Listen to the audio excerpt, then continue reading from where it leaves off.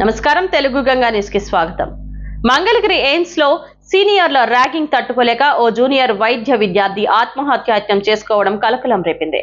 ఇందుకు బాధ్యులైన 13 మంది సీనియర్ విద్యార్థులను సస్పెండ్ చేసిన యాజమాన్యం ఈ వ్యవహారంపై విచారణ చేపట్టి పోలీసులకు ఫిర్యాదు చేసింది. వీరిలో ఎయిమ్స్ డీన్ కుమారుడు కూడా ఉన్నట్టు తెలుస్తోంది. ర్యాగింగ్ కు పాల్పడిన వారిలో 3 సీనియర్ విద్యార్థులను ఏడాదిన్నర 3 సెమిస్టర్లు సస్పెండ్ చేసి 25,000 చొప్పున జరిమానా విధించారు. మరో 6గురిని సంవత్సరం కాలం 2 సెమిస్టర్లు సస్పెండ్ చేస్తూ 25,000 చొప్పున జరిమానా విధించారు. మిగిలిన 4గురిని 6 నెలలు 1 సెమిస్టర్ సస్పెండ్ చేస్తూ 25,000 జరిమానా విధించి వారిని వసతి గృహం నుంచి ఖాళీ చేయించారు. ఈ వ్యవహారం మంగళవారం సామాజిక మాధ్యమాల్లో చక్కర్లు కొట్టింది. తిరుపతికి చెందిన విద్యార్థి ఏడాదిగా మంగళగిరి ఎయిమ్స్ లో వైద్య విద్య చదువుతున్నారు. గత నెల 22న వసతి గృహంలో తన స్నేహితుడితో మాట్లాడుతుండగా సీనియర్లు ర్యాగింగ్ కు పాల్పడ్డారు.